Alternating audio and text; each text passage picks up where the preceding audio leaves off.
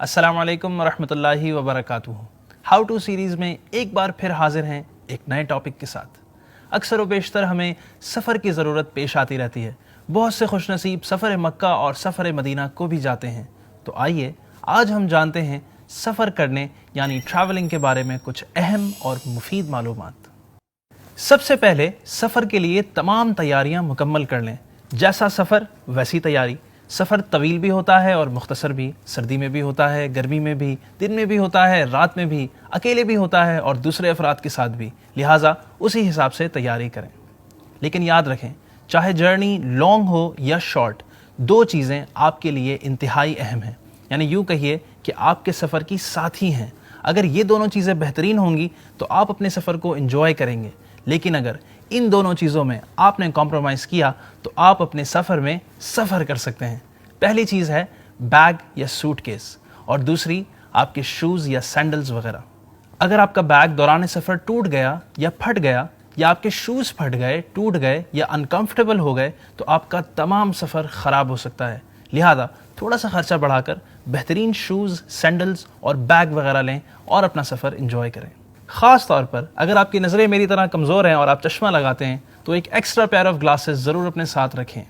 तमाम ज़रूरी डॉक्यूमेंट्स अपने साथ रखें और तमाम सफ़र इन्हें महफूज जगह संभाल कर रखें। सफ़र पर रवाना होने से पहले एक मरतबा ख़ुद अपना लगेज चेक कर लें कि कहीं कोई चीज़ रह तो नहीं गई, और साथ ही ये भी ख्याल रहे कि आपके पास कोई ऐसी चीज़ ना हो कि जो दौरान सफ़र या किसी मकाम, शहर या मुल्क में इलीगल हो।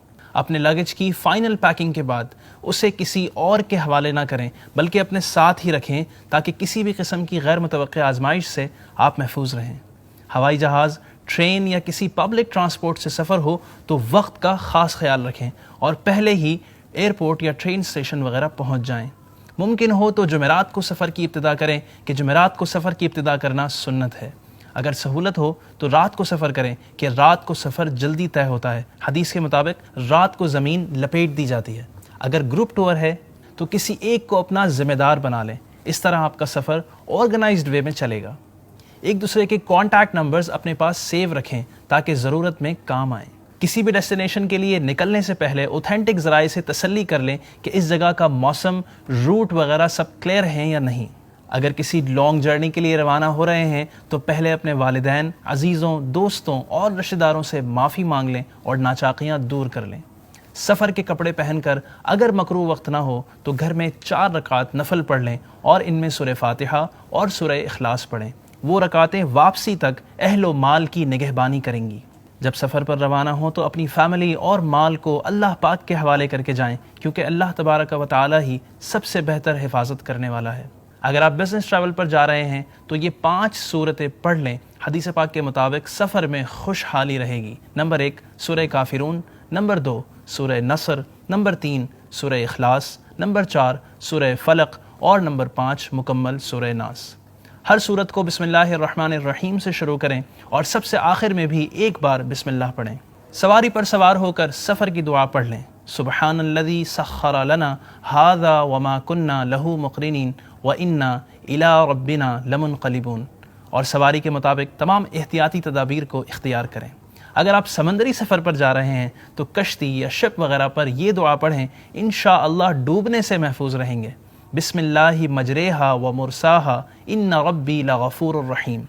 बाज़ लोग एंटरटेनमेंट के नाम पर सफ़र के दौरान गुनाहों भरी एक्टिविटीज़ में मशगूल हो जाते हैं। फॉर एग्ज़ाम्पल गाने सुनना, मूवीज़ देखना वगैरह।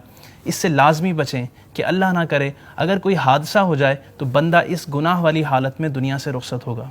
दौरान सफ़र दुआएँ करें क्योंकि सफ़र में दुआ कबूल होती है। दौरान सफ़र क़वानीन का ख्याल रखें क्योंकि ये हमारी ही सेफ्टी के लिए होते हैं। सफ़र से वापसी पर घर वालों के लिए कोई ना कोई तोहफ़ा लेकर आएँ कि ये सुन्नत है। अल्लाह पाक हमें अपने हिफ्ज़ व अमान में रखे और हमारे तमाम जायज़ मकासद के लिए किए जाने वाले असफ़ार में, ट्रैवल्स में हमें कामयाब फरमाएँ।